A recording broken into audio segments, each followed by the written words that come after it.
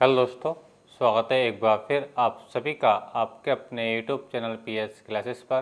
तो दोस्तों, जैसा कि आप लोग जानते हैं कि जो छात्र कक्षा 11 में एएमयू में एडमिशन लेना चाहते हैं, तो हम उन छात्रों के एंट्रेंस एग्ज़ाम के लिए द कॉन्सेप्टम वाले बुक का सोल्यूशन करा रहे हैं। ठीक है, तो जिसमें हम इसके मैथमेटिक्स वाले भाग से इसकी नवी इकाई को सॉल्व कर रहे थे, जिसका नाम है व्रत। देखिए स्टूडेंट, ऐसे में आप लोगों की बहुत ज़्यादा कमेंट ये आ रही है कि सर हमें साइंस के न्यूमेरिकल्स का वीडियो भी प्रोवाइड कराइए। तो स्टूडेंट, आज के इस वीडियो लेक्चर के बाद जो मैं नेक्स्ट वीडियो लेक्चर आएगा वो साइंस के न्यूमेरिकल्स का ही वीडियो आएगा स्टूडेंट। ठीक है, तो मैं आपको बताते चलूँ कि मैंने इस यूनिट का आप लोगों को एक वीडियो लेक्चर आपको पहले ही प्रोवाइड करा दिया था, जो मेरा इससे पहला वाला लेक्चर था। तो आज के इस वीडियो लेक्चर में इस लेसन के जो भी इंपॉर्टेंट सवाल है एएमयू के नज़रिए से आज मैं उनको सॉल्व कराने वाला हूँ। तो आइए बिना किसी देरी के शुरू करते हैं वीडियो लेक्चर को और देखते हैं ये आज का अगला सवाल। देखिए क्वेश्चन बच्चों ये है कि दो संकेंद्रीय वृत्तों की त्रिज्याएं। देखिए स्टूडेंट, मैं क्वेश्चन पहले आपके सामने रिपीट कर रहा हूँ, फिर मैं डायग्राम के माध्यम से इसको सॉल्व कराऊंगा। देखिए क्वेश्चन ये है, दो संकेंद्रीय वृत्तों की त्रिज्याएं। संकेंद्रीय वृत्त बेटा ऐसे वृत्त होते हैं जिनके केंद्र एक ही होते हैं। ठीक है, अच्छा, इनकी जो त्रिज्याएं बेटा वो रखी हैं आप लोगों को 5 सेमी और 3 सेमी। ठीक है, चलिए मैं डायग्राम के माध्यम से समझाता हूँ। और इसके अंदर जो रिक्वायरमेंट है वो ये है, बड़े वृत्त की उस जीवा की लंबाई ज्ञात कीजिए जो छोटे वृत्त को स्पर्श करती है। देखिए स्टूडेंट, कहा ये गया क्वेश्चन के अंदर, ये क्वेश्चन नंबर आपका 11 है और ये क्वेश्चन नंबर 11। देखिए स्टूडेंट, बहुत सारे बच्चों की कमेंट आ रही थी कि सर आप कौन सी बुक का सिलेबस करा रहे हैं। तो स्टूडेंट मैं आपको पता चलूँ कि ये आपका द कॉन्सेप्टम वाली बुक का सोल्यूशन में करा रहा हूँ स्टूडेंट। ठीक है, देखिए, और इकाई चल रही है अपनी 9 जिसका नाम है व्रत, और ये क्वेश्चन नंबर कौन सा 11।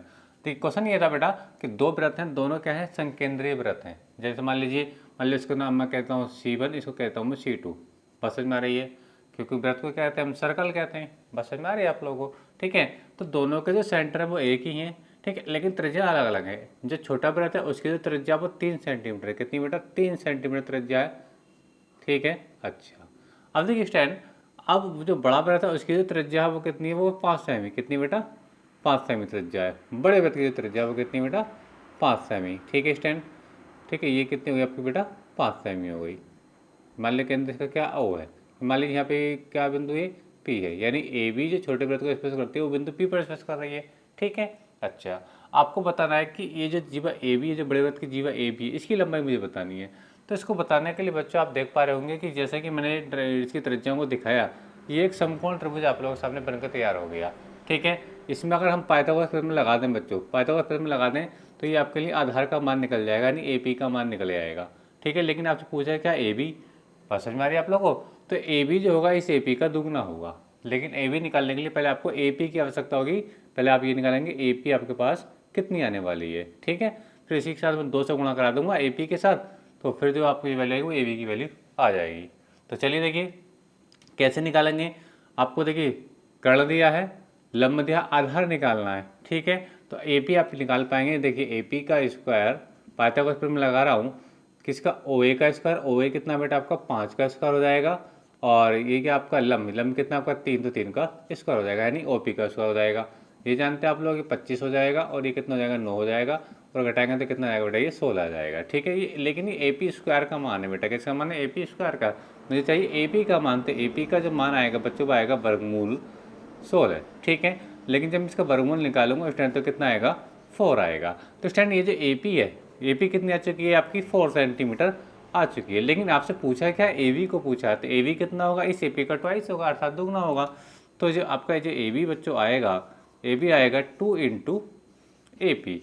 ए की वैल्यू को मैं आपको देखिए पहले ही सॉल्व करा चुका हूँ, वो कितनी आ चुकी है, 4 आ चुकी है। तो कितना आ गया बेटा, 8 सेंटीमीटर ये आ गया। ठीक है, और समझ में आ रही है आप लोगों को। तो इसका जो राइट आंसर होगा बेटा वो क्या होगा, 8 सेंटीमीटर होगा। और जो विकल्प में अगर मैं बात करूँ तो बेटा इसका बी ऑप्शन बिल्कुल राइट है स्टूडेंट। ठीक है, एक बार फिर से समझा रहा हूँ सवाल को।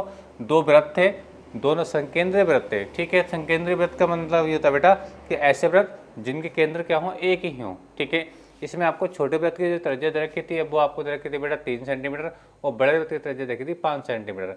ठीक है, उन्होंने कहा कि बड़े व्रत की उस जीवा की लंबाई बताइए जो छोटे व्रत को वो स्पर्श करती है। तो हमने मान लिया कि बड़े वृत्त की जो जीवा वो ए भी है और जो छोटे वृत्त को बिंदु पी पर स्पर्श करती है।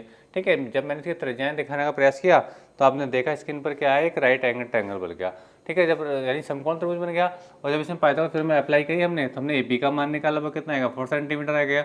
मुझे चाहिए ए बी के लिए करना मुझे इसका दोगुना होगा, क्योंकि वृत्त के केंद्र से जीवा पर डाला गया जो लंब होता है बेटा जीवा को समविभाजित कर देता है, तो जितना ये होगा उतना ही ये होगा। और समझिए आप लोगों को तो 2 से गुणा कर दिया 8 आ जाएगा। ठीक है, तो क्वेश्चन नंबर बेटा आपका 11 था। उम्मीद करता हूँ कि क्वेश्चन आपको समझ में आ चुका होगा। ठीक है, अब क्वेश्चन नंबर 12 को सॉल्व करते हैं। क्वेश्चन नंबर 12, क्वेश्चन नंबर 12 क्या बच्चों, बाह्यतः स्पर्श करने वाले वृत्तों की कितनी उभयनिष्ठ स्पर्श रेखाएं हो सकती हैं।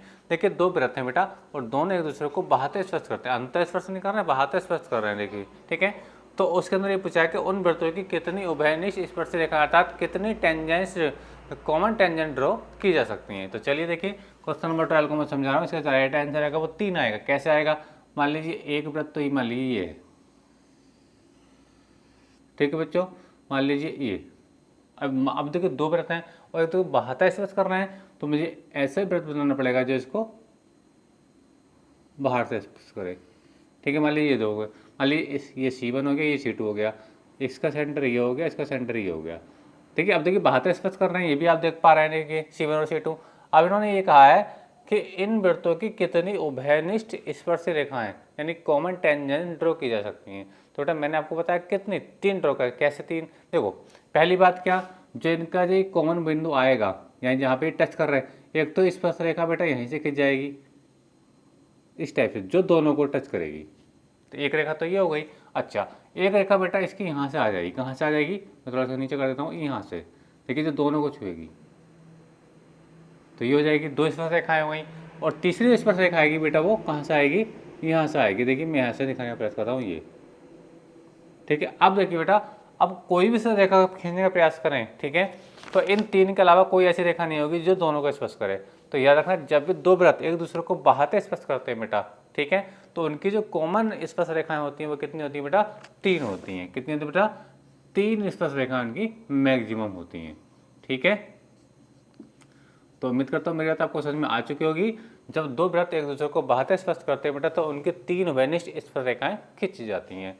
ठीक है, तो क्वेश्चन नंबर 12 भी आपको समझ में आ चुका होगा बच्चों। ठीक है, तो इसका जो ऑप्शन है बेटा 12वें का C ऑप्शन बिल्कुल राइट है, जिसके आगे लिखा है 3। ठीक है, अच्छा बात करते हैं क्वेश्चन नंबर बेटा 13 की। क्वेश्चन नंबर देखिए 13 में क्या कहा, क्वेश्चन नंबर 13 कहा गया बच्चों, देखिए किसी वृत्त में कितने बहिर्वृत्त की रचना की जा सकती है। पहले देखिए मैं आपको, देखिए इसका जो राइट आंसर आएगा 3 वृत्त बन सकते हैं। कितने वृत्त बनते हैं बेटा, 3 वृत्त बन सकते हैं बहिर्वृत्त। ठीक है, कैसे बनेंगे देखिए मैं समझा रहा हूँ आप लोगों को। एक त्रिभुज में पहले हम देखिए त्रिभुज बना लेते हैं। मान लीजिए ये हमारे पास एक त्रिभुज है, ठीक है, अब इसमें हमें बहिर्वृत्त बनाने हैं।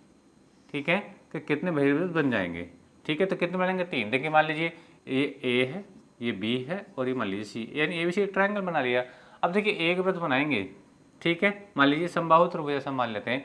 ठीक है, तो एक वृत्त बनाएंगे, बिंदु ए को केंद्र मान के बनाएंगे। जब ए को केंद्र मान के वृत्त बनाएंगे तो बेटा कुछ मान लीजिए इस टाइप से आपके सामने ये बनेगा। ठीक, एक वृत्त ही हो गया। अब बिंदु बी को केंद्र मान के वृत्त बना लीजिए। ठीक है बच्चों, ये इसके इस प्रकार से बनाएंगे तो बिल्कुल एग्जैक्ट बराबर आएंगे। ठीक है, और एक सी को मान के केंद्र बना लीजिए। और समझ में आ रही है, तो ये जो मैं वृत्त बना रहा हूँ बच्चों ये है आपके बहिर्वृत्त है और इनकी कितनी संख्या हो चुकी है, 3 संख्या हो चुकी है बेटा। कितनी बन चुके हैं, 3 वृत्त बन चुके हैं। ठीक है, अब देखिए कोई भी वृत्त बनाने का प्रयास करें, ठीक है, तो इसको वो इसका बहिर्वृत्त नहीं कहलाएगा। ठीक है, तो किसी त्रिभुज के अंदर हम कितने बहिर्वृत्त खींच सकते हैं बेटा, आपके 3 वृत्त खींच सकते हैं, यानी 3 एक्सटर्नल सर्कल। तो इसका जो ऑप्शन है बेटा मैं बताऊँ, इसका 3 वृत्त आएंगे। कितने आएंगे बेटा, 3 वृत्त। ठीक है, ऑप्शन क्वेश्चन नंबर 13 का जो है बेटा वो C ऑप्शन बिल्कुल राइट है स्टूडेंट। ठीक है, 3 वृत्त। उम्मीद करता हूँ समझ में आई होगी। एक वृत्त दिया है, सॉरी एक त्रिभुज दिया है, उसके अंदर पूछा गया था कि इस त्रिभुज के, ठीक है, कितने बहिर्वृत्त हो सकते हैं। तो तीनों केंद्रों को, तीनों शीर्षों को केंद्र मानकर, ठीक है, वृत्त खींच लीजिए तो मैक्सिमम 3 ही वृत्त आने वाले हैं, इससे ज़्यादा नहीं आएंगे स्टूडेंट। ठीक है, तो उम्मीद करता हूँ समझ में आ गया होगा। अब बात करते हैं क्वेश्चन नंबर 14 की। देखिए क्वेश्चन नंबर 14 में बच्चों ये कहा गया है किसी वृत्त की जीवा की लंबाई, किसी वृत्त की जीवा की लंबाई उस वृत्त की त्रिज्या के बराबर हो तो जीवा द्वारा केंद्र पर बना कोण कितना होता है, 60 अंश होता है, क्योंकि वो एक समबाहु त्रिभुज होगा। कैसे होगा देखिए मैं समझा रहा हूँ। फील देखिए इसका फील क्या कह रहा सवाल में ये कहा गया बच्चों कि एक वृत्त है और वृत्त की जो जीवा है, वृत्त की जो जीवा है वृत्त की त्रिज्या के बराबर है। ठीक है, और वृत्त की त्रिज्या के बराबर है। ठीक है, तो क्या बनेगा, अब एक समबाहु त्रिभुज बनेगा। कैसे बनेगा देखिए, मैं आपको समझाने का प्रयास करता हूँ। तो क्वेश्चन नंबर देखिए 14, देखिए पहले क्वेश्चन नंबर 14 मैं देखिए पहले सर्कल ड्रॉ कर लेता हूँ। मान लीजिए वो अपने पास सर्कल बेटा ये है। ठीक है, मैं दोबारा इसको ट्राई कर रहा हूँ। मान लीजिए वो सर्कल है। ठीक है, और मान लीजिए जो सेंटर है वो क्या है, ओ इसका सेंटर है। ठीक है स्टूडेंट, अब इसमें कहा यह गया है कि देखिए इसकी कोई जीवा है, इसकी मान लीजिए ये जीवा है, ये क्या जीवा मान लीजिए ए है और ये क्या बेटा बी है। इसने कहा यह है कि इसकी जो वृत्त की जो जीवा है, वृत्त की जो जीवा यानी ए बी है, वृत्त की त्रिज्या के बराबर है। अब त्रिज्या के बराबर है। ठीक है स्टूडेंट, तो मुझे इसको इसे ड्रॉ करना पड़ेगा, यानी ये मान लीजिए केंद्र या ओ है। ठीक है, और मुझे इसको भी इसे ड्रॉ करना पड़ेगा। पसंद में आप लोगों को तो इस कंडीशन में ये और ये तीनों चीज़ें बराबर हो जाएंगी। तो त्रिज्या यानी ए बी किस बराबर है, ओ ए के बराबर और ओ बी के बराबर है। यानी इस केस में क्या हो जाएगा, ओ ए बराबर ओ बी बराबर कितना बेटा ओ सी हो जाएगा। ठीक है, तो ये कहा गया जीवा द्वारा केंद्र पर बनाया गया कोण कितना होगा, यानी ए बी जो केंद्र पर कोण बना रही है ये एंगल कितना होगा बेटा, ये जो एंगल होगा आपका ए ओ बी कितना होगा बेटा, ये 60 अंश होगा। क्यों होगा, क्योंकि बेटा ये एक समबाहु त्रिभुज बन गया और समबाहु त्रिभुज का प्रत्येक कोण कितना होता है, 60 अंश होता है। तो ये भी 60 होगा, अगर आपसे ये पूछा जाए तो ये भी 60 होगा, और ये पूछा जाए तो बेटा आपका ये भी 60 होगा स्टूडेंट। ठीक है, क्योंकि त्रिभुज के तीनों का कोण कितना होता है, 180 अंश हो जाए, यानी ABC के एंगलों को जोड़ोगे तो 180 आ जाएगा, 60 + 60 + 60। ठीक है, अच्छा तो क्वेश्चन नंबर 14 भी आपको समझ में आ चुका होगा। अच्छा सवाल है ये, एक बार एग्जाम में पूछा भी जा चुका है स्टूडेंट। ठीक है, तो 14वें का जो है बेटा सी ऑप्शन बिल्कुल राइट है, यानी कितना अंश आएगा, 60 अंश आएगा। अच्छा बात करते हैं क्वेश्चन नंबर 15 की। वृत्त के केंद्र पर बना कोण कितना होता है, वृत्त के केंद्र पर, यानी वृत्त का केंद्र मान लीजिए यही वृत्त बना है, इसको मैं देखिए समझा रहा हूँ। नेक्स्ट क्वेश्चन कर रहा हूँ, क्वेश्चन नंबर 15 को समझा रहा हूँ। क्वेश्चन नंबर 15 के लिए देखिए कोई वृत्त है, मान लीजिए इसका केंद्र आप देख पा रहे होंगे, ये केंद्र इसका ओ। ठीक है बच्चों, देखिए अब इसके अंदर पूछा यह गया है कि वृत्त के केंद्र पर कितने अंश का कोण बना होता है। तो देखिए वृत्त के केंद्र पर जो बना होता है बेटा 2 पाई, कितने अंश का कोण होता है, 2 पाई, यानी 360 अंश का कोण बना होता है। कैसे बना होता है देखिए समझिए। देखिए मान लीजिए मैं इसका एक ये डायमीटर यानी व्यास दिखा रहा हूँ। ठीक है बेटा, ये एंगल कितना होता है, ये एंगल 1 पाई होता है, यानी क्या पाई का कितना बेटा 180 180 होता है। ठीक है, सेम कंडीशन है बेटा, एक एंगल रसा बनता है पाई का ये। ठीक है, ये पाई तो ये कितना होगा, ये भी 180 होगा। ठीक है, लेकिन जब दोनों को सम करूँगा तो कितना आएगा बेटा, ये आपका 360 अंश आएगा। ठीक है, तो याद रखना किसी वृत्त के केंद्र पर कितने अंश का कोण बनाता है बेटा, 360 अंश का कोण बना होता है। ठीक है, तो इसका जो राइट आंसर होगा बेटा डी ऑप्शन बिल्कुल राइट हो जाएगा।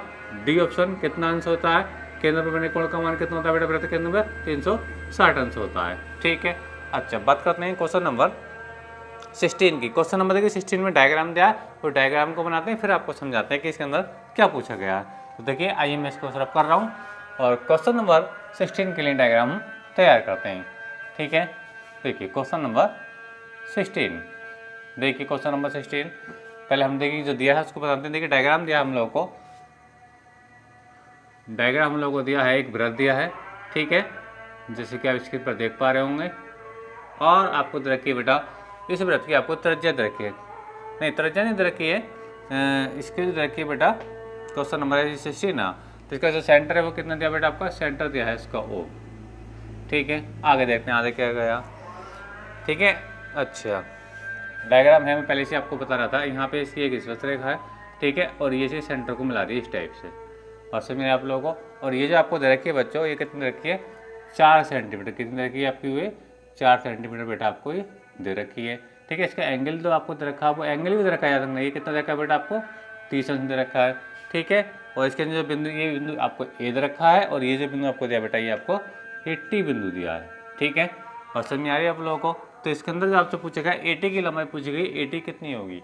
ठीक है, बात को समझे, ओ केंद्र वाला एक वृत्त दिया है।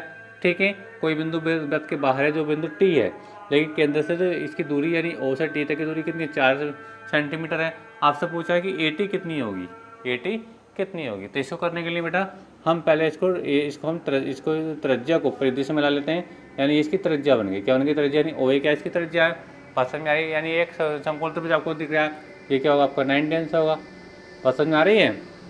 आपसे क्या पूछा है, 80 पूछा है, बात समझ में आ रही है। तो देखिए थीटा के सामने क्या होता है लंब और 90 के सामने क्या होता है कर्ण, बात समझ में आ रही है।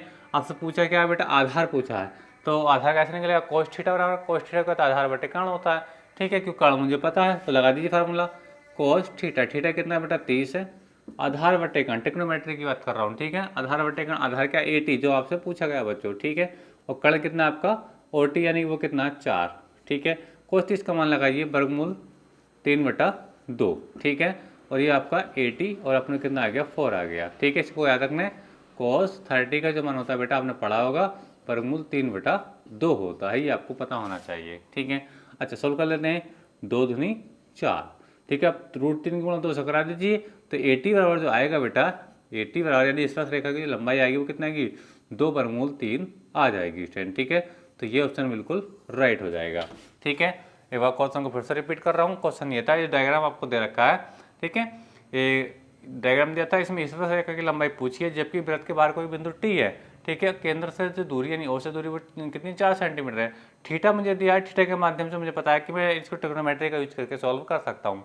कोस थीटा का फार्मूला क्यों लगाया, क्योंकि मुझसे आधार पूछा है, कर्ण का मान मुझे पता है, ठीक है, कोस थीटा होता है आधार बटे कर्ण, तो इजीली इसको सॉल्व किया जा सकता है, ठीक है। अच्छा तो ये क्वेश्चन नंबर बेटा कौन सा था आपका, ये क्वेश्चन नंबर बेटा आपका 16 था, कौन सा था, क्वेश्चन नंबर 16 का आंसर हो चुका है, और इसका जो आंसर आएगा बेटा राइट आंसर 2√3 इसका जो है सी ऑप्शन बिल्कुल राइट है स्टूडेंट, ठीक है। अच्छा बात करते हैं क्वेश्चन नंबर 17 की, बिल्कुल इसी की तरह सवाल है, क्वेश्चन नंबर 17 देखिए क्या कहा गया है इसके अंदर, पढ़ रहा हूँ।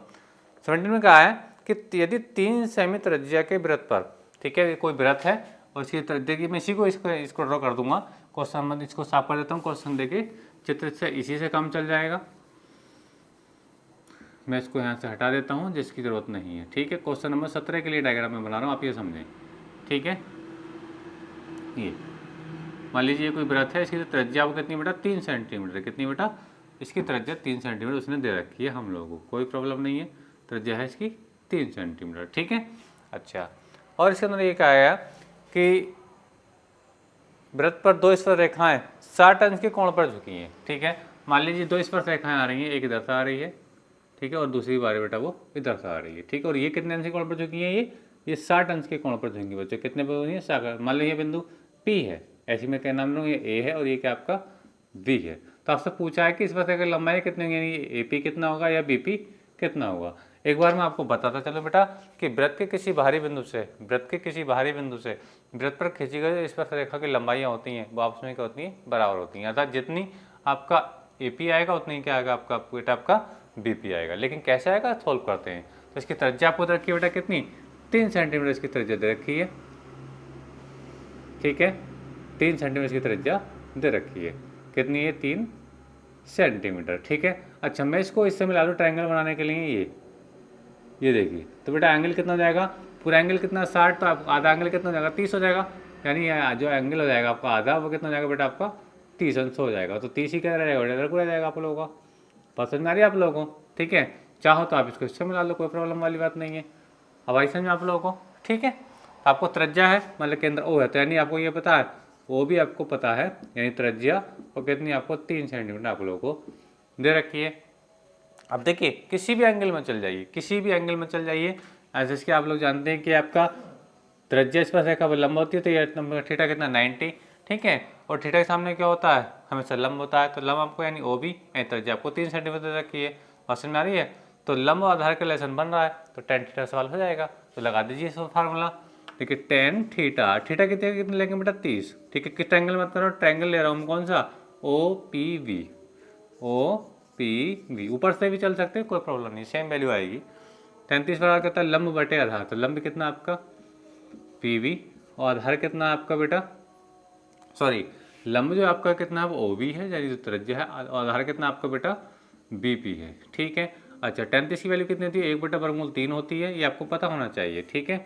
OB कितना बेटा आपका OB दे रखा है आपको 3, ठीक है, आपसे BP पूछा है तो BP हम निकाल देते हैं, यानी इस तरह से की लंबाई पूछी है तो क्रॉस गुणा करेंगे तो ये BP इजिकल टू आएगा बच्चों, ठीक है 3√3, 3 वर्गमूल 3 आएगा। अब ये BP 3 आया तो ये भी AP भी कितना होगा बेटा, ये इसी प्रकार AP भी कितना होगा बेटा 3 ही होगा, क्यों, क्योंकि वृत्त के किसी बाहरी बिंदु से वृत्त पर खींची गई स्पर्श रेखाओं की जो लंबाई होती है वो आपस में बराबर होती हैं, ठीक है। तो ये क्वेश्चन नंबर 16 था जिसको मैंने आपको सोल्व करके बताया स्टूडेंट, ठीक है। अच्छा, बात करते हैं क्वेश्चन नंबर नेक्स्ट क्वेश्चन की। तो देखिए इसको मैं थोड़ा यहाँ से साफ कर रहा हूँ स्टूडेंट, ठीक है। अब इसको स्क्रीनशॉट ले लीजिए अगर आपको इसका सोल्यूशन उतारना है तो, ठीक है। और देखिए वीडियो आपको अच्छा लग रहा है तो अपनी मेहनत का बेटो बच्चों आप लोगों से इतना ही से रिक्वेस्ट है कि प्लीज़ वीडियो को लाइक और शेयर जरूर कर दीजिए स्टूडेंट, ठीक है। और आप भी एएमयू की तैयारी करना चाहते हैं तो आज ही हमारे चैनल को सब्सक्राइब जरूर करें अच्छी तैयारी करने के लिए स्टूडेंट, ठीक है। तो देखिए क्वेश्चन नंबर नेक्स्ट क्वेश्चन में ये कहा गया, देखिए 3.5 सेमी त्रिज्या की, ठीक है, एक सर्कल है, उसकी जो रेडियस रखी है आपको 3.5, ठीक है, सेंटीमीटर त्रिज्या की दो स्पर्श रेखाएं के बीच की दूरी कितनी होगी। चलिए बहुत आसान सवाल है और इस रेखाएं जो समांतर हैं। देखिए मान लीजिए ये कोई वृत्त है, ठीक है, और इसकी जो रेडियस है वो रखी बेटा वो 3.5 सेंटीमीटर की, कितनी रखी बेटा 3.5 सेंटीमीटर। मान लीजिए इसका केंद्र क्या है ये, ठीक है। अब त्रिज्या दे रखी है आप लोगों को 3.5, तो ये कितनी मान लीजिए 3.5 सेमी है, ठीक है। अच्छा मैं व्यास दिखाने का प्रयास करूँ तो व्यास ये हो जाएगा, ठीक है। मान लीजिए इसका केंद्र क्या O है तो ये भी 3.5 ही होगा, ठीक है। अब यहाँ स्पर्श रेखाएं खींचनी है तो वृत्त पर स्पर्श रेखा क्या खींची जा सकती है। एक तो यहाँ पर मान लो यहाँ बिंदु A है, यहाँ पे बिंदु क्या B है, तो इस एक तो स्पर्श रेखा बेटा कहाँ जाएगी, वो A पर आ जाएगी जो इस टाइप से होगी, ठीक है। और एक जो स्पर्श रेखा है वो कहाँ पर आएगी बेटा आपके B पॉइंट पर आ जाएगी। पसंद में आ रही है। तो आप देख पा रहे होंगे इन्होंने पूछा कि स्पर्श रेखाओं के बीच की दूरी कितनी होगी, तो आप देख पा रहे हैं इनका 3.5 तो ये है और 3.5 ये है, तो इनके बीच की दूरी जब देखेंगे तो कितना जाएगा, यानी आपका AOB यानी AB जो आएगा आपका बेटा AB जो आएगा, ठीक है, वो कितना आएगा OA यानी 3.5 OB यानी 3.5, तो 3.5 को 3.5 में प्लस कर लीजिए और आपका बेटा कितना आ जाएगा, ये 7 सेंटीमीटर आ जाएगा। यानी आपको अगर त्रिज्या पता है, त्रिज्या क्वेश्चन के अंदर आपको दे रखी है बच्चों, ठीक है। तो इस पर रेखा कहाँ खींचते हैं, उसके व्यास के सिरों पर, AOB क्या व्यास ही तो है, ठीक है। तो एक इस पर रेखा यहाँ पे खींच दीजिए, एक रेखा यहाँ पे खींच लीजिए और दोनों गाइड कर दीजिए, फाइनली आंसर आज आपको मिल जाएगा स्टूडेंट, ठीक है। तो याद रखें त्रिज्याओं के माध्यम से उनके स्पर्श रेखाओं के बीच की दूरी भी ज्ञात करना बहुत आसान होता है, ठीक है। अच्छा बात करते हैं क्वेश्चन नंबर नेक्स्ट की। क्वेश्चन नंबर नेक्स्ट ये बेटा कि एक वृत्त की कितनी स्पर्श रेखाएं हो सकती हैं। मान लीजिए कोई वृत्त ये है, मान लीजिए इसी की बात कर रहा हूँ, ठीक है। अब इसके लिए बात करेंगे इस वृत्त पर कितनी स्पर्श रेखाएं हो सकती हैं, कितनी, तो बेटा दो तो यही हो रही है। मैंने कहा कि एक मान लीजिए स्पर्श रेखा ये है, एक स्पर्श रेखा ये है, ये इस टाइप से, ठीक है, यहाँ भी खिंच जाएगी, यहाँ पर भी खिंच जाएगी, और भी बहुत सारे पॉइंट रहेंगे बेटा जहाँ पे स्पर्श रेखाएं ड्रॉ हो जाएंगे स्टूडेंट, ठीक है। यानी कहने का मतलब ये है कि एक ही वृत्त पर बेटा अनंत स्पर्श रेखाएं खींची जा सकती हैं। याद रखना स्टूडेंट, इस टाइप का सवाल भी एग्जाम में पूछा था कि एक वृत्त पर कितनी स्पर्श रेखाएं खींची जा सकती है, तो राइट आंसर कितना होगा बेटा अनंत। यानी एक वृत्त पर हम अनंत स्पर्श रेखाएं खींच सकते हैं, मतलब इनकी कोई गिनती नहीं है, ठीक है। अच्छा बात करते हैं क्वेश्चन नंबर नेक्स्ट की। नेक्स्ट क्वेश्चन देख के आया, इसके अंदर ये दिया है, देखिए चक्रीय चतुर्भुज के सम्मुख कोणों का योगफल कितना होता है। पहले तो ये पता होना चाहिए चक्रीय चतुर्भुज होता है क्या। देखिए मैं वही क्वेश्चन अटेंड कर रहा हूँ जो क्वेश्चन आपके एग्जाम की दृष्टि के लिए अच्छे हैं, अर्थात सही सवाल हैं। तो नेक्स्ट क्वेश्चन देखिए, इसमें कहा गया कि चक्रीय चतुर्भुज के सम्मुख कोणों का योग कितना होता है। तो आपको ये पता होना चाहिए कि चक्रीय चतुर्भुज होता क्या है। देखिए चक्रीय चतुर्भुज कैसे बनाते हैं, देखिए एक वृत्त बनाइए, ठीक है। आप वृत्त जब बनाएंगे बच्चों, ठीक है, अब इसमें एक चतुर्भुज बना दी, वृत्त के अंदर चतुर्भुज बनाना है, वृत्त के अंदर। मान लीजिए ये A है, ये B C और ये D, ठीक है, ये A है, ये B है और ये C है और ये क्या है D। तो ABCD क्या एक चक्रीय चतुर्भुज है, क्या बेटा एक चक्रीय चतुर्भुज। चक्रीय चतुर्भुज की क्या पहचान होती है कि एक ऐसा चतुर्भुज जो वृत्त की परिधि को अंतर छूता हो, कहते हो अंदर की ओर से छूता हो, बाहर तो नहीं, अंतर, ठीक है। तो ये एक चक्रीय चतुर्भुज है। तो इसमें पूछा है कि इसके सम्मुख कोणों का योग कितना होगा, यानी A प्लस C, ठीक है, या D प्लस B, ये कितना होगा। तो देखिए याद रखें बेटा कि चक्रीय चतुर्भुज के सम्मुख कोण का जो योग होता है बेटा वो 180 अंश होता है, ठीक है। कितना होता है 180 अंश। ये देखिए यानी A प्लस C कितना होगा, वो एक 180 अंश हो जाएगा। इसी प्रकार angle B plus angle D कितना जाएगा, वो भी 180 अंश हो जाएगा। तो याद रखना चक्रीय चतुर्भुज के लिए, चक्रीय चतुर्भुज के जो सम्मुख कोण होते हैं बेटा, चक्रीय चतुर्भुज के सम्मुख कोणों का योग कितना होता है बेटा आपका 180 अंश होता है स्टूडेंट, ठीक है। तो आज के इस वीडियो लेक्चर में बेटा यहीं तक के सवालों को सॉल्व करेंगे। तो हमारा जो नेक्स्ट वीडियो लेक्चर आएगा बच्चों, ठीक है, वो रहेगा साइंस के न्यूमेरिकल का सोल्यूशन। स्टूडेंट जरूर देखिएगा। और आपको वीडियो अच्छा लगा ये वाला तो आपको वीडियो देखने के लिए बहुत बहुत धन्यवाद। और आप भी AMU की तैयारी करना चाहते हैं, ठीक है, तो आज ही हमारे चैनल को सब्सक्राइब करें और वीडियो के लास्ट में आपसे कहना चाहूँगा वीडियो को लाइक और शेयर जरूर करें। मिलेंगे अगली वीडियो में, तब तक के लिए धन्यवाद। Best of luck.